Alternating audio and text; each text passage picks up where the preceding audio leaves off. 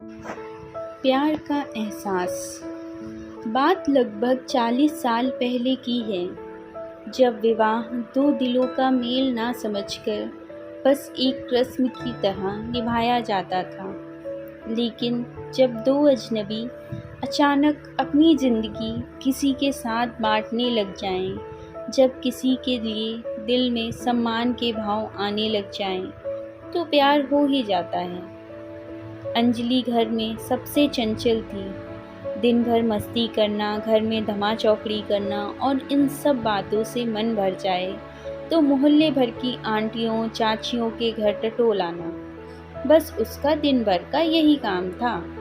यूं कहें कि मोहल्ले की जान थी हमारी 14 बरस की अंजलि। पढ़ाई लिखाई से दूर दूर तक कोई नाता ना था। हालांकि आज से 40 वर्ष पहले उस जमाने में लड़कियों की पढ़ाई लिखाई पर कौन ध्यान देता था।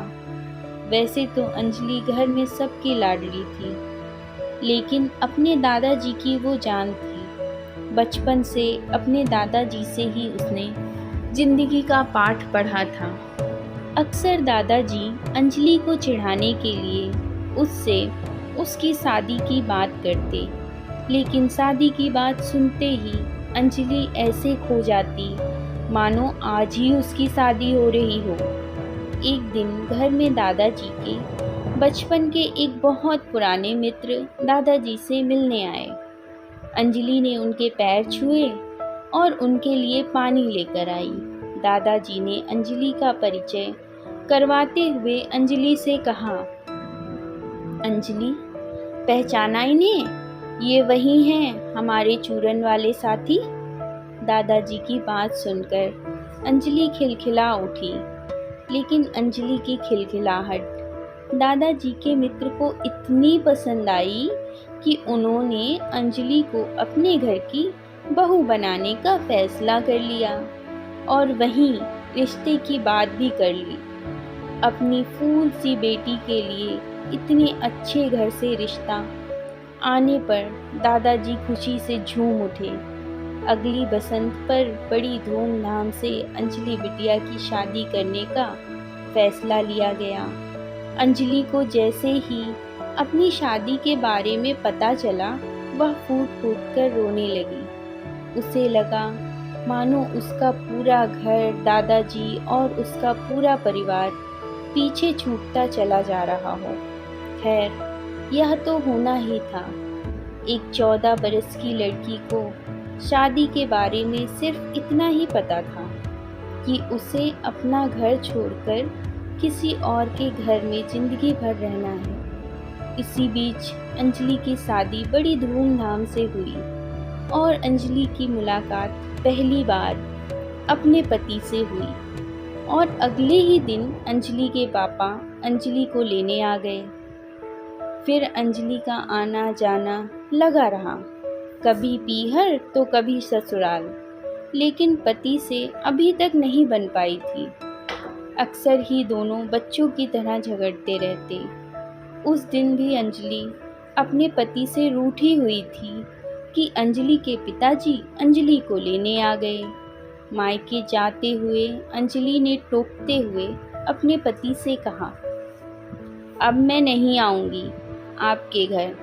अंजलि के पति ने भी गुस्से में कहा, आना भी मत जब तक मैं ना बुलाऊं। अंजलि ने चुटकी लेते हुए कहा, अच्छा, तो मुझे कैसे पता चलेगा कि आपने बुलाया है या नहीं? कुछ सोचते हुए उसके पति ने कहा, जब तुम्हें कोई कोरा कागज दिखाए तो समझ जाना मैंने बुलाया है। मायके में अंजलि के दिन बहुत अच्छी तरह बीते। जब कोई अंजलि से उसके पति के बारे में पूछता तो वह चुटकी लेते हुए कहती, अच्छे हैं पर थोड़े बुद्धू हैं, और सब मुस्कुरा देते। लगभग 15 दिन बाद अंजलि के ससुर जी अंजलि को लेने आए।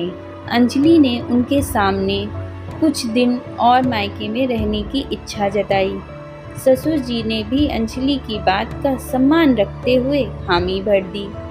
कुछ दिन बीतने पर जेठ जी आए। हालांकि तब तक अंजलि को भी ससुराल की याद सताने लगी थी, लेकिन उसे अभी तक कोरे कागज का संदेशा नहीं मिला था। इसलिए अंजलि ने माँ से ससुराल ना जाने का बहाना बना दिया। माँ ने अंजलि को बहुत समझाया, लेकिन अंजलि ने किसी की एक ना सुनी। जेठ जी भी चले गए। अंजलि के ससुराल ना आने पर सब परेशान थे। इधर अंजलि के परिवार वाले भी अंजलि को समझाने में लगे थे, लेकिन अंजलि किसी की बात मानने को तैयार न थी। किसी को समझ नहीं आ रहा था कि आखिर माजरा क्या है। ससुराल में यह चर्चा चल ही रही थी कि तभी अंजलि के पति ने कोरे कागज वाली पूरी बात बताई।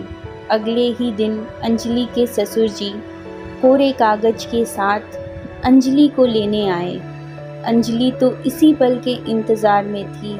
कोरे कागज पर अपने पति का नाम लिख अपना सामान बांध अंजलि अगले ही दिन ससुराल पहुंच गई। लेकिन अपने पति के लिए उसके दिल में अब सब कुछ बदल चुका था। अंजलि को अब अपना जीवन साथी मिल चुका था। आज जी भरकर अंजलि ने अपने पति से बातें की, लेकिन कोरे कागज वाली बात को लेकर दोनों सालों तक खिलखिलाते रहे।